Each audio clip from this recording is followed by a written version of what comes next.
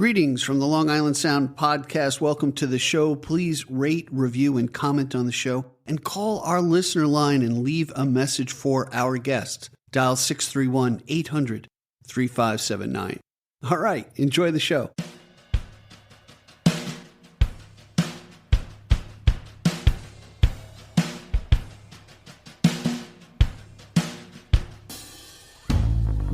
Welcome to the Long Island Sound podcast, where we explore the muse and music from the North Shore to the South Shore, from New York City to the Hamptons, on the island of Long here in New York. I'm Steve Yusko from gigdestiny.com. Stay tuned as we explore the Long Island Sound. Have I got an episode for you? This guy is the gig master of the South Shore, and I'm going to introduce you to Dan Donnelly. Dan has been playing out here for decades. He's known from Babylon to Bayport. He's quite the nice, humble guy that you just like to listen to. He's got some great stories and some tips on how to get gigs, or at least his approach to it. I think you're going to like it, so stay tuned. Welcome, everybody, to the Long Island Sound podcast. I'm Steve Yusko, your host. And it's really my pleasure to welcome Dan Donnelly to the program today. I found Dan through a mutual friend who actually said, Dan, I don't know if Dan knows this, was his mentor when he first started out in the business, Erik McCormack. I'm always asking my guests to refer me to some great guests, and Dan is one of the top ones that came to his mind. So I want to welcome Dan Donnelly. Welcome, Dan. Thank you, Steve. It's a pleasure to be here. Yeah, I tell you, it was what I really like about talking to musicians is that we find out what gave them inspiration. Those who are really collaborative and really welcoming with their art seem to go out and do a lot of different things. And when I was talking to Erik, he was telling me how welcoming you were and what an inspiration you were to him when you guys met at 21 Main. I think he said was like the first time that he really sang, I guess, as an acoustic soloist out in public. So I don't know if you remember any of that or what comes to mind. Yeah, I mean, I think Erik tends to give me a little too much credit because he was already talented and doing really well. We were doing alternating Wednesdays at 21 Main, and because we were alternating, we would really not have too much of a chance to speak, except for when we started to run into each other down at JT's on the Bay in Blue Point when his band Fez would play. And yes. We finally got to talking because he the manager at 21 Main a couple of nights prior to this meeting at JT's had said to him, "Oh man, Dan did a bang-up version of Billie Jean by Michael Jackson, but he did it the Chris Cornell way." And Erik was like, "Who the F is this Dan Donnelly guy?" Right? So I'm playing there on Friday night down at JT's on the Bay, and those guys in Fez were going to play the next night, and I didn't have a gig the next night, so I wanted to go down and see them. And then they're getting set up, and I hear them talking, and I heard my name, and I was like, "I'm Dan Donnelly." And then from that day, we became pretty close friends, and so now I'm an honorary member of Fez as their lead guitarist. Probably the only sane one in the group. I can vouch for that. Yeah, for sure.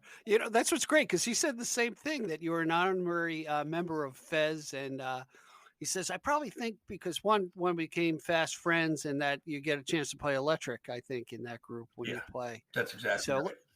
Let's turn back the pages, because I'm always really interested on what inspired you? What made you think you could pick up an instrument and play? And when did it come to you? Early in life? What really kind of inspired you to move into the direction of becoming a musician? Well, you know what? Growing up as I did, I had a very diverse household. My father and mother were both born in New York City, and they moved us out here in the late '60s, out into we were in Oakdale at the time, but there was always music playing in the house. My father, which oddly enough for a New York Irish guy, loved country and western music and opera, and my mother loved pop music and doo-wop and stuff like that. So there was all kinds of diverse music being played in the house at all times. Basically, what inspired me to start was I saw the movie A Hard Day's Night for the first time. Okay. And I saw that, and I had heard the Beatles before. I was very young. Saw the movie, and I was like, "Oh, that's so cool! That's what I want to do." And so for my 12th birthday, my parents got me 10 guitar lessons. Okay. And nice. that came that when you're first learning and you're that age, it's like 10 guitar lessons is barely a scratch. Right. So I took the lessons, and then I really just started to hang around with older musicians who were better than I was and learn from them. Nice. You know what I find interesting? I can't tell you how many interviews I've had or conversations, and a lot of it comes back to either Elvis, the Everly Brothers, for people our age, in late 50s, early 60s, and the Beatles, and the coolness factor, it's either, hey, I want to be able to get girls. Maybe at 12, I don't know if that was in your mind at that point. It certainly was in my mind. However, I took piano lessons, and that wasn't really too cool. And you can't carry the piano around. Yeah, guitar travels so much better. So you had this diverse influences of sounds coming in the house. Did mom or dad play an instrument? Do you have siblings that play any instruments? My parents didn't. My brother and I are first generation musicians in our family. He's a drummer. Younger or older? He's older. Okay, and he plays. I think Erik was telling me about a band that you guys put together, and we can get into the bands a little bit later. So you had a brother that played, so that's kind of great. It had to be an interesting dynamic playing with a sibling. Maybe it's something that bonds you, maybe it's something you fight over. I don't know. How was it for you? No, it was always good for us. Yeah. I mean, you are Irish, so I expected some sort of fighting at some point. Yeah, you fight, you cry, and have a beer. Attaboy. No, it's always been good. I mean, we've played together, our whole lives, and still continue to, on occasion. Nice. But much like piano, drums don't travel well for acoustic gigs. So he does a lot of freelance work with bands. Right. We got to get him a beatbox. That's the only thing that makes drummers, percussionists, a little bit more portable out there. Yeah, true. Which is a cool thing. So, I'll give you my first impressions. By the way, for full disclosure, we've never met until now, and I appreciate you taking the risk with me. No matter what Erik says. So I appreciate that. But, I'm looking at your schedule, and I'm saying to myself, either this guy is not married, okay, or he's retired and has all the time. Man, you're like Erik called it he said you're a gig whore. Yeah. that's the right description. And it was, I say that with love, by the way. Yeah, of course. But no, I actually, I work a full-time job in the day, and I am married. I have 4 kids. They're all in their 20s. All right, so you found time for a few things. Yeah. So, but I love to play. So I booked, lots and lots of gigs. I did 5 in a row last week. Oh my God. Fortunately, I made it to the last one because I was actually a little bit worried about how the quality of my voice was going to be after 4 nights doing it prior, but actually it turned out to be really good. It was a nice short gig, and it was earlier in the daytime, so I was able to actually go out Saturday night and see Erik play. Oh, cool! Yeah, I ran into Erik years ago. He was in the other podcast, and my wife, in fact, was in Oakdale at the View, and we were just enamored with his talent, and said, "Wow, this is not your normal guy, a real vocalist, a really a guy had his fine instrument is his voice." because his guitar playing sucks. I don't know if he, no, I'm kidding, because I know he's gonna be listening to this, and that's kind of the way I draw him in. So, tell me about some of the places that you've played. So you're from the South Shore or out east, or where are you from? I'm on the South Shore in Okay. Bayport. Oh yeah, sure. So I would say I think you were going to ask me about some of the places that I played. Was that? Yeah. Tell me about some of the dives and some of the. I have an idea of some of the places you played, but I'm interested to hear it from you. Yeah. I mean, your favorites. I mean, I like to. I play at all the JT's places because he and I are we've been friends for like 15, 16 years now. So I kind of I'm kind of lucky to get a lot of work there, and that's my Friday nights are spent at one of his three places. Mm-hmm. And in the summer, it's every Friday down at the Bay, which is beautiful because you get a nice, you watch the sunset, you have a cocktail, you live music, Yeah. good food. It's everybody has a great time. Yeah, and the food is phenomenal at Yeah, all those places. Absolutely. true indeed. But then I'll pick up like different types of gigs. Like I like consistency. So I try and search for rotational work, something that Okay. what is it, Tuesday tomorrow, doing playing at Off the Block Kitchens and Meats, which sounds like a weird kind of venue Right. because it's half restaurant, half butcher shop. Oh, Um, cool. All right. but I mean, top quality meats, right? And then I play from 6 to 8, and they have a beer and a burger special. All the food is gourmet. I come in and I do a 2-hour set. I don't even take a break, and then Right. I'm home by 8:30. So it's a beautiful thing. I know Nice. a lot of the younger musicians. They don't mind traveling. In my early days, I was on the road for about 2 years straight. So that got out of my blood to travel far.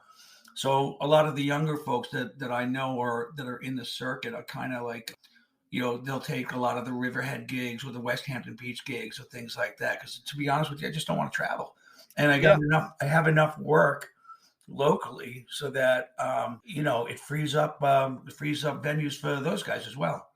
Yeah. What I find interesting is obviously a lot of the young, and we do have a lot of young singer songwriters who are looking for the secret sauce of, how do I get gigs? How does he do it?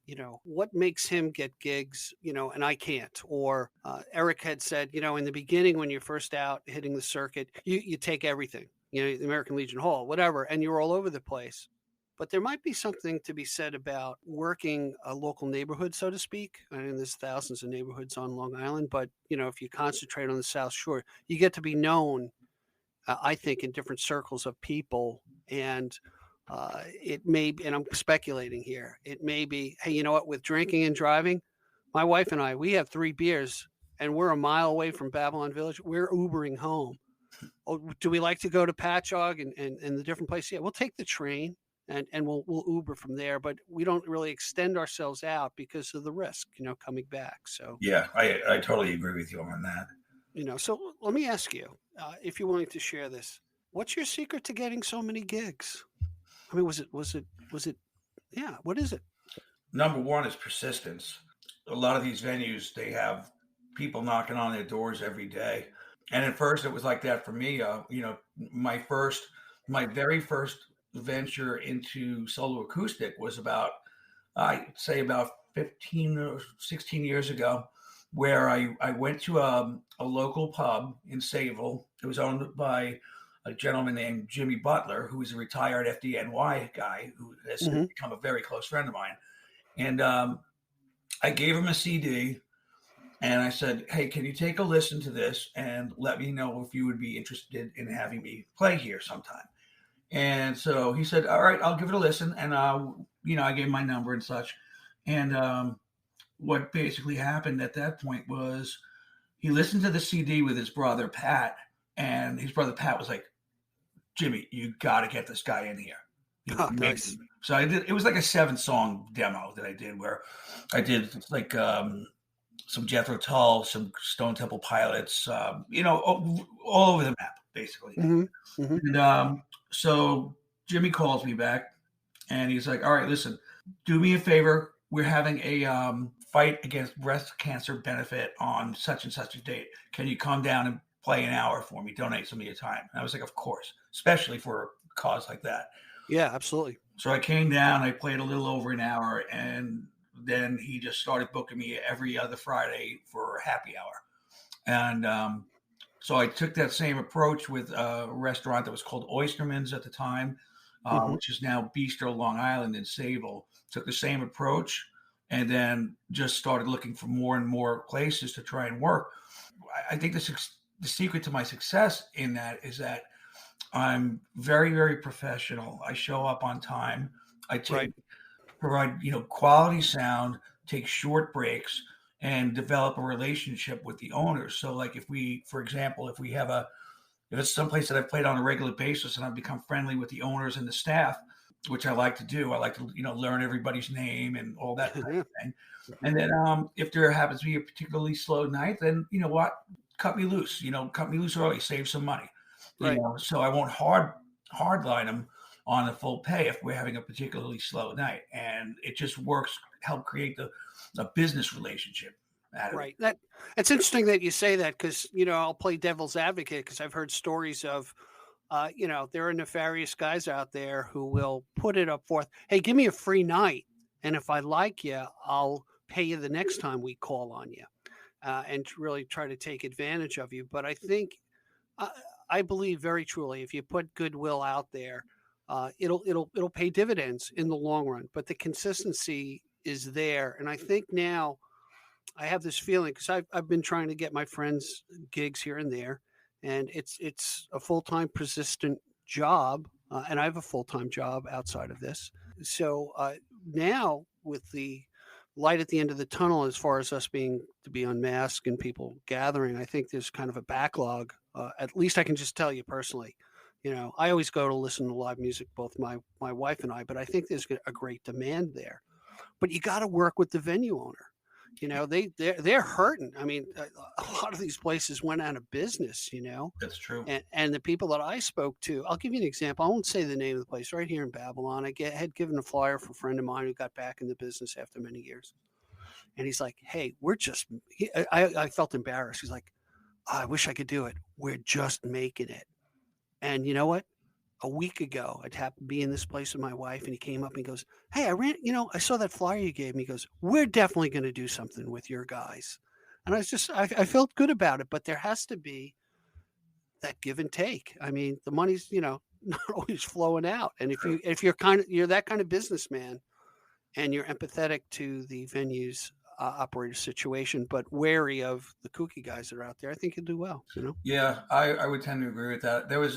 I personally have never been in that type of situation. A friend of mine has. He had gone to play at this place that I don't even know if it exists anymore. But the owner of the place basically told him at the end of the night after he was done playing that he was like, "That's your audition, and I don't really like you, so I'm not paying you." Oh my God. Really crummy thing to do. And the guy that it happened to is a very nice guy, non-confrontational. So it was a real slap in the face for him. And I think the only times that it's gotten even close to that stuff is that if somebody asks me for an audition, I'll just be like, "No, I'm a well-established presence in this community, and I will not audition." Now, if you come up to me with an event like with a cause of some sort. A couple of years ago, I did a free night of music at I think it was Lily Flanagan's in Babylon, and Hmm. it was for a friend of mine. Her husband's as well as my son. They're both NYPD, so Okay. she put together an event to support the efforts of the PD called Silver Shield Foundation. So like I donated a full night of time for that. So those kinds of things I'll do. But for anything else, it's like unless it's something a charity I respect, I'm not going to audition for anyone. Right, you Yeah. kind of cheapen you can cheapen yourself when you do that. I've spoken to venue operators where they have, like you said, a lot of people on knocking on their doors, and they're saying, do you have a card? Can you point to your music? Oh, not really, and that immediately turns the venue operator off. Hey, they're not professional. They're not approaching it professionally. But I think also you made a good point in that you're consistent, you deliver a very good product, you're friendly, you take the time to learn people's names. I can't tell you how valuable that is, because guess what? When you're done with your night and that waiter or the maitre d' or something, yeah, they're going to be your cheerleaders after the fact when the venue operator's making their decision to have you come back, That's and true. because they may hear the music, they may not see always the interaction that you have with your audience and how you fit. You have to fit into the venue. You have to complement, help keep people in the seats, so to speak. I think that's key. What we're going to do is we're going to take a quick break, and when we come back, I want to talk about my namesake, Stephen's Talkhouse. When we come back, stick with us. Everything's Gonna Be Okay, the new album by Mike Nugent and the Blue Moon Band. Check it out on Spotify, Apple Music, and all major platforms. Welcome back, everybody. I'm Steve Yusko from Gig Destiny, your host. You're listening to the Long Island Sound, and you're listening, or my guest today is probably one of the hardest working guys, I think, in music. If you look at his Facebook page, a guy named Dan Donnelly. And Dan, what I'm really interested in, what musicians, what artists kind of inspire you? Who do you listen to? Well, I kind of always feel like I'm pretty much stuck in the 70s. That was my favorite era for music, because having that diverse musical background growing up, it also really steered my listening too. So, as I mentioned, I love the Beatles, and at the end of the day, they're probably my favorite band. But as I started to get more and more experienced as a guitar player, my tastes started shifting. So I started listening to like a lot of Yorma and Hot Tuna. And then when I found Yes, that just Steve Howe just blew my mind. In fact, I blame him for why I have so many guitars, because everything he played was just amazing. And I think as a guitar player, he probably had the biggest effect on my guitar playing life. And the style of music that they were doing, it was it was like almost orchestral in a way, the way it was constructed, and really well thought theme and variation. Just a lot of really cool stuff. But then as I started to get yet a little bit older, having now been introduced to older and more experienced musicians, started to get into things like John McLaughlin, the Mahavishnu Orchestra, Al Di Meola, Weather Report, and just going in a completely different direction. The Dixie Dregs was one of my, I couldn't get enough listening to the Dixie Dregs.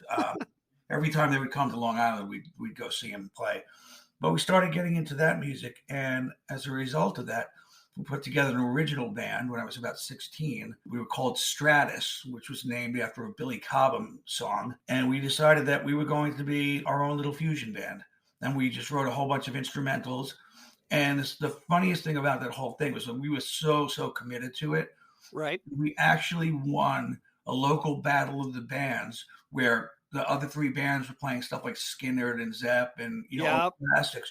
And we go up there with all original music, all instrumental, and we actually won it. Oh, man. I think because we were like very tight and, so committed to the music. It was just incredible. That's amazing. Let's talk about the 70s, because that's the era that I grew up in, and I got influenced by I have older sisters, and I listened to their albums. That's the influence that I got. And I had twin sisters who one was a Beach Boys fan and the other one was a Beatles fan. Mm-hmm. So I had those two record collections to pull from. But you have a band called Albums We Love, and I found that so intriguing.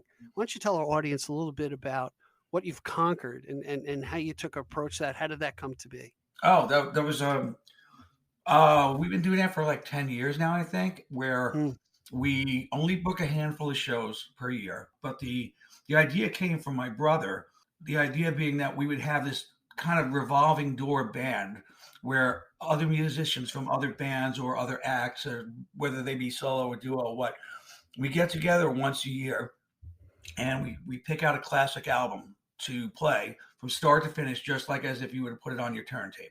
Nice. And where it came about was, it was the first one, I think the first one we did, I think it was the 25th anniversary of the release of Peter Gabriel's So album.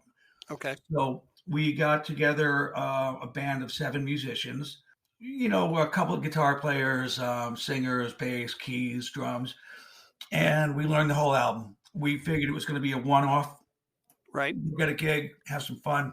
Well, we played it at a place in Patchogue, and we did the show, and it was it took off. It was really just amazing, the reception that we got from doing that. And that's kind of, there's a couple of really big hits on that album, but there's a couple of really weird tunes too, Right. So we thought about it. We were like, you know what, that was a lot of fun. We should maybe do that once a year. So what we did was we got together that band, and we decided, okay, well, next year we would normally get together in November and pick out an album. And so the following year we did Fleetwood Mac's Rumors album. Oh, yeah, one of my favorite. Yeah, it's a great album. Every single song on it. Right. Then after that we did Zep 4. We did with the same group of people, or different people rolling in and out. It was, we would down one guitar player, but we brought in a married couple who are both singers and guitar players. That year was new for them, and the band from the year before was still the same, with the exception of the leaving of one guitarist and the adding of those two. They would be great to have on this as well. So Michelle Martin, Steve Lucas. Oh yeah, I know them. Yeah, because I've seen them at JT's Café. I'll tell a quick story about Steve. At one point, he worked in the UPS store here in Babylon Village, and when you see somebody out of context, like, I know this guy from something. Sure enough, it was Steve. Martin and Lucas. Yeah, exactly. Yeah. Oh, okay, great. Yeah, I'd love to have him. It's Kismet. I was just talking to Eric about that this afternoon. Yeah. About having them. So now they definitely have to be on. Yeah. Hey, just bring me back, because I found this very interesting. Is it's a different idea. So you approach this theater and say, I've got an idea. What do you think made them say yes? I mean, they know you guys. Did you have a reputation? I mean, it's a risk, right? Oh, yeah, absolutely. You're not a tribute band. This is the era of the tribute bands, and I'm not saying that disparagingly. But when you did it, it was kind of new. Yeah, I mean, we are not a traditional tribute band in any sense. We don't dress up like the Players or anything like that. We it's all about the music for us.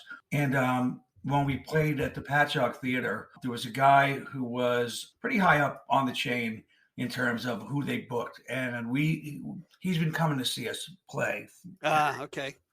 So the first thing we did there was we did a double bill. Actually, it was a triple bill, now that I think about it.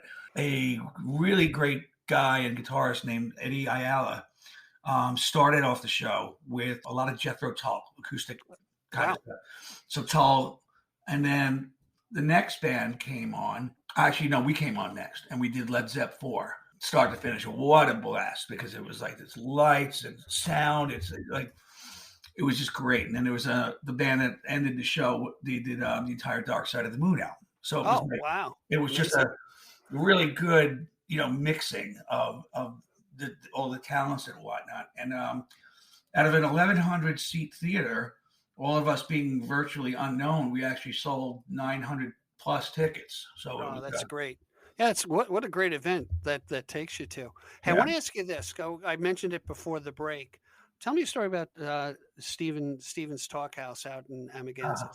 Yeah. Okay. Back in, let me think, what year was it? It was before my twins were born, so that would be probably back around 1995, 96. I was a bass player with an R&B band, a really big R&B band, sometimes as large as 13 members, depending on the night. Full horn section and everything, called the Hackensack Men and the Trenton Horns. And they're still around today, and they're a lot of fun. Great, jump blues and R&B. Mm-hmm. So we had a monthly rotation at Stephen Talk House, and what was really cool about that is that we got to play with some really good people. The way they structured it was that the headlining act would play from 8 to 10, and then we'd go on from like 11:30 to 3 o'clock in the morning or something like that. Okay. But the fun part about it was that we also got to share the dressing room with the headliners. So we got to meet some really interesting people.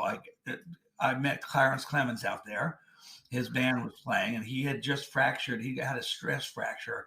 So he was sitting upstairs when they were done with their show. He's just giant of a man. Oh, I can imagine. Just like sweating profusely, sitting in this cracked old leather chair with a bottle of Jack Daniels. And we head upstairs, and where he's just like, he welcomes us, sweetheart of a man, welcomes us up there, offers us some Jack Daniels. We were like, thanks, Clarence, so much. But you're done playing. We're just getting started. So we got to kind of keep our minds focused here. But he was great. We got to meet Buster Poindexter. Oh, wow. He was an interesting guy. Hot. Yeah. Wasn't he in the New York Dolls? Yeah. Yep. David Johansen. David Johansen, right? His alter ego. Right? Yeah. So we saw some great music out there. That was actually out there one night. We played with this band called Beau Soleil, which is a traditional New Orleans band that does like Zydeco and Acadian music. Right. And my God, you couldn't not dance to this music. It was so infectious. It was that following Monday, I found their greatest hits album and bought it. But I think the most memorable thing for me was Larry Carlton was playing out there, and he was the opening, not the opening, but the featured headliner, and we were lucky enough to get booked with him. And he did his show, and naturally he played beautifully. Went upstairs, and we were able to finally go upstairs, and I met him. Such a nice man, so personable, and we didn't talk about guitars at all, or music for that matter. We talked about, like, at the time. This was literally weeks before my twins were born, so I had a beeper at the time. No cell phone, no nothing, just waiting that call. And you're out in Amagansett. Exactly. Yeah. Okay. Oh, like boy. 1.5 to 2 hours away. A little risky. Yeah. So nervous wife, right? Yeah. So I keep checking, and he's like, "Hey, man, is everything okay?" And I was like, "Yeah, no, I'm about to become a father again, and we're expecting twins, and it's pretty much any day now." So we wound up speaking for about probably almost an hour, and we talked about barbecue recipes. We talked about him moving from LA to Nashville, just like regular people stuff, because I didn't want to go all fanboy on him, and just ask him stuff that he probably doesn't want to talk about. I just figured, let's relate as people, and it was really nice. Well, I tell you, that seems to be a theme on just the Dan Donnelly I'm getting to know on this podcast. That makes sense. It makes sense to, just like when you work to get a gig, to in sales, we call it the warm up. People like to buy from people. People like to have conversations with people that are warm and getting to know each other, instead of jumping right into, "I loved your stuff. I'm a fan. I'm not worthy," and all that, that silliness. Sometimes it's hard to do, because, when you're in the presence of somebody really, a celebrity, whatever, you can really get kind of gaga in a goofy way. But then, you realize we're just regular people with regular lives, and we just happen to play music, and some of them, just hit the stardom, so that's kind of cool. Any plans to go back out there at all, or Stephen Talkhouse, or it's a bit far. Now you're getting old. Yeah, that is so true. And gas is going up, so I can see your point. I'll give you an out. It's even a struggle for me to cross Sunrise Highway these days. But I'm doing it. I did it last week at a place in Bohemia, which was fun, because a woman I know who I'm very good friends with was guest bartending there, and she's very close friends with the owner. So they wanted to do live music and guest bartender night. So they asked me to play last Thursday, which was a lot of fun. And then, I got to ask you this, Dan. At this point in your career, are you still making phone calls to say, "Hey, I need to fill this time," or that sort of thing, or is it really kind of coming a little bit easier as far as? Oh, it's definitely coming easier. Good for you. Because I've been doing it for so long, and I guess I would say I'm kind of a known quantity. Right. At least in my small patch, you know. It's like Hmm. I don't work much in patch jog because it's, to be honest with you, it's just that whole Oh, scene is just too young yeah, for me. it's crazy town. Yeah. Yeah. So you'll find me in like Sayville, Oakdale, Blue Point, Bayport most of the time. You know, I don't really, if I book a party or something like that, you know, that's another story altogether. But outside of that, I think the only things really that we still have to make phone calls, like the Albums We Love band we have to make phone Sure. calls and find venues that can, number one, fit us, and number two, just have the interest there. So, and I think we might be shifting the concept of that soon. We're thinking about other things, trying to stay ahead of the curve because of we've been doing that for a long time now, and we're starting to see a lot of bands kind of take up the same concept. Take So, up the same oxygen. Yeah. yeah, so I think we're going to probably start thinking about remodeling our strategy. I don't know what it's going to be yet, but Yeah, what's interesting is like what you did at the Patchwork Theater, where it became an event. I think that's something approachable. We have the Argyle Theater here in Babylon Village. They just did a show called The Punk Rock Girl, and oh, I saw that. I mean, oh, I did you? You I saw that it was online or whatever. right. So they might be open to a concept thing where it's, if you think about the oxygen in the room is tribute band, tribute band, tribute band, they would probably say, we don't like to do cover bands, but if you do an event that can kind of interweave things, it could be kind of neat. I know that I went to see a guy named, who's going to be a future guest, Matt Marshak. He's originally a jazz player. He's from Riverhead. He's doing some country stuff now. Came out with Simple Man, what have you. We saw him in 2019 at the new My Father's Place, at the Roslyn Hotel. And Epi Epstein, I don't think he's doing it anymore. I think from the rumor I heard is they were pushing, hey, we want to do cover bands, and I might be wrong, but this is what I've heard, is that he said, no, that's not my brand. I do I have a history of up and comers and people going down the slope, not tribute bands. So I think he kind of backed out of it to kind of protect his brand. So it's That kind interesting. of makes sense to me because it's like Yeah. the original My Father's Place is where we used to go see the Dixie Dregs every time they came to town, and Oh, cool. that was exactly right. It's funny. I saw Adrian Ballou do a 2 o'clock on a Sunday afternoon guitar clinic there once, which Hmm. was amazing. That was a great place, though. We would go there all the time to see, you know, whatever kind of fusion artists were in town. Myself and the band that I was talking about earlier, Hmm. we would do that all the time. But I think that, you know, as it relates to the band and stuff, we only care to do, like I said, 3, maybe 4 shows a year with it. And it's just for us to kind of do something different, just break out of the norm. Yeah, when you have something to strive for, when you have quote a show or that type of thing to do, it can be a lot of fun, particularly since you have a collaborative spirit about things. That I think is key to some of the successful guys I've seen out there, to be open to play with other people or try other things, to mix it up, not let it get stale. Kind of keeps you fresh, Yeah. and keeps you sharp, especially when you start playing with other people and you get a different type of magical feeling between just watching what they do. At least that's, hey, this is a guy who strums a guitar and sings real lousy, and I really can appreciate that connectivity that I see from the audience point of view, where it's, they're kind of a wink and a nod. It's something you would yearn for, I would think. Yeah. But It's a pretty special thing that we have. yeah.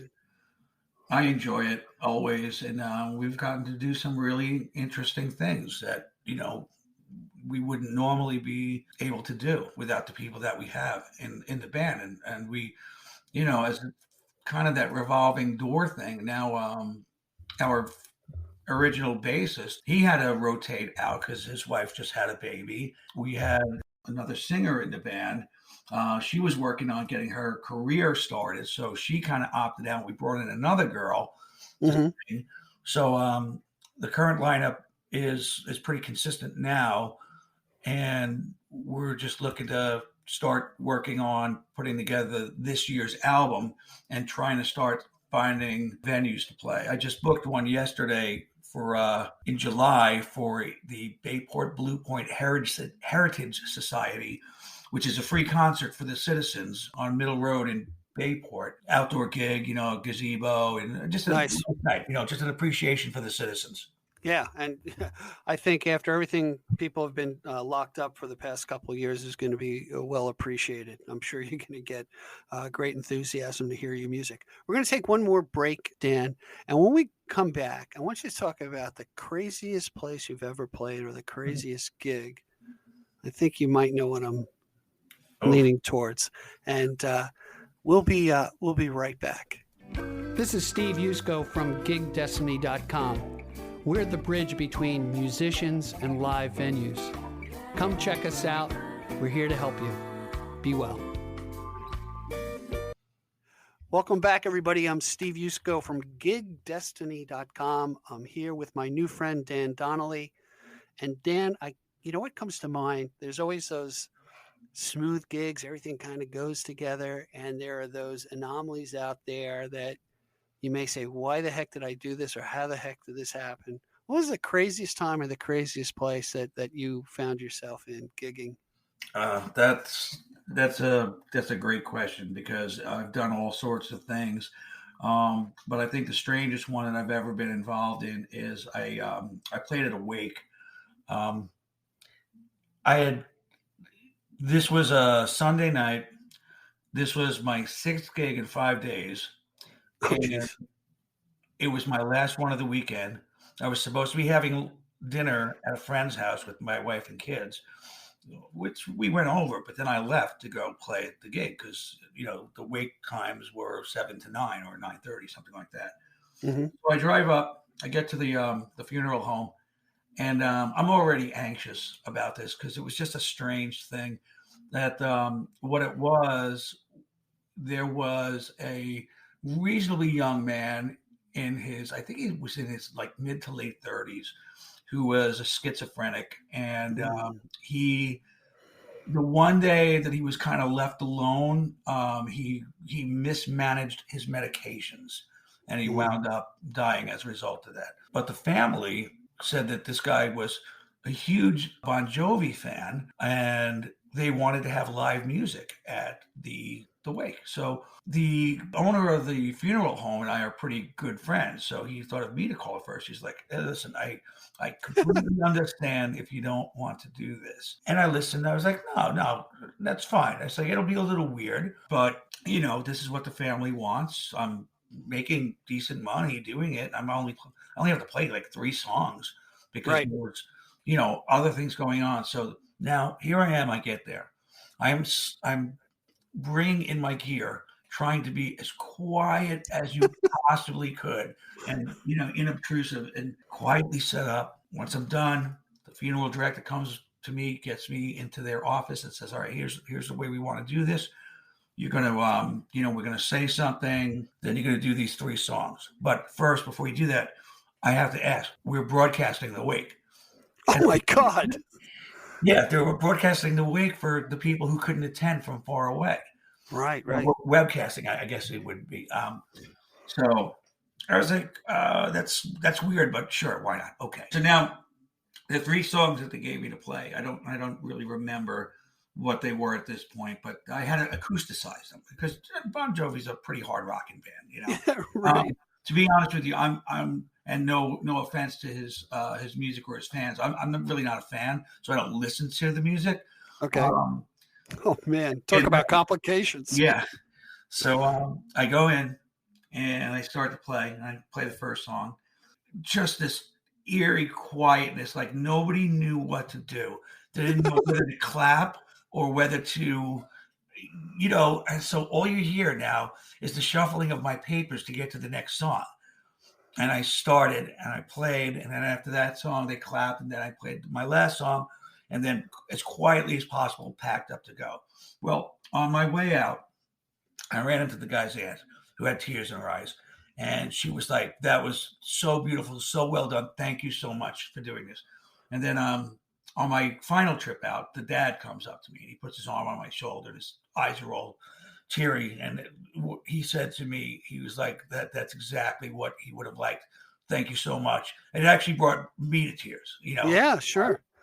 I mean, who can refuse, a dying man's if that was his wish or what they surmised would be his wish, you can't say no. You can't say no. You can't say no to that. But I think that was probably the strangest gig I've ever done. I'm sure there'll be more. I've been to many. I've actually run as a deacon many wakes at the time, and I can tell you anything can happen. Some of the most beautiful things and some of the most difficult things, and nobody knows how to act at a wake. So kudos for you. And so now on the wake circuit is Dan Donnelly. So we're gonna plug a commercial to all the funeral homes around Long Island. And man, we could have you working like all weekend, in between gigs. Well, that is a gift that keeps on giving. You never know. Dan, tell me what gigs you have coming up, where people can follow you. I'm sure it's Dan Donnelly. You can find him on Facebook is probably the best place to find him. But what do you have coming up by the time the podcast is online? By the time, let's see, I'm actually getting some time off this week and actually going away for the first time in 3 years, which is nice. So when I come back, I'll be playing at on March 13th at JT's Café for the Bayport Blue Point St. Patrick's Day Parade, after the parade. And then I'll be doing the 15th, March 15th at Off the Block Kitchens and Meats. The 16th is Flanagan's up in Ronkonkoma. March 17th, I'll be at Long Island Brewery. Oh, nice. Out in Greenport, right? Riverhead, actually. Riverhead, right. Yeah, Riverhead. Yep. I'll be at JT's Farmhouse on the 18th and at JT's Café again on the 19th, which now that I'm looking at it, that's a really long week. Yeah, take some throat lozenges for sure. Yeah, exactly. I like that throat coat tea that they make. That's very helpful. So people tune into this podcast. It's called The Long Island Sound. And Dan, you're really the flavor of what the Long Island Sound is. We were talking outside of the podcast about the diversity. I mean, we're on an island of 8 million people, and there are so many places that you can find quality live music. I want to applaud all the venue operators who've been consistent with it through really difficult times. If you really want a great entertainer and a really nice guy, check out Dan Donnelly. Not that I have to fill your schedule, Dan, or try to plug you. I should probably try to unplug you, but yeah, my wife would love that. Yeah, right. So listen, and I end my podcast many times. We could always account for what's in our banks and in our wallets. We can't always account for what time we have left. So when you give me time on this podcast, I find it very valuable. So I thank you, Dan Donnelly, for your time today. I thank you for having me. I'm honored to be a guest. All right, brother. Send me some more guests because it sounds like you got an interesting crew of people in your life. Oh yeah, absolutely. I'd love them have. So till next time on the Long Island Sound, be cool, everybody. Take care. Bye.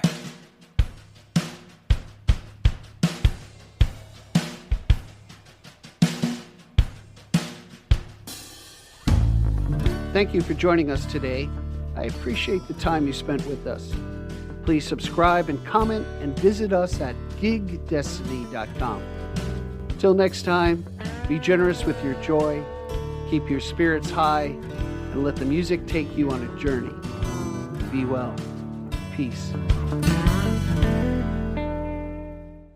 Thanks so much for listening. Please rate, review, and comment on the show. We really love to hear from you. And call our listener line at 631-800-3579. Again, thanks so much. Be well.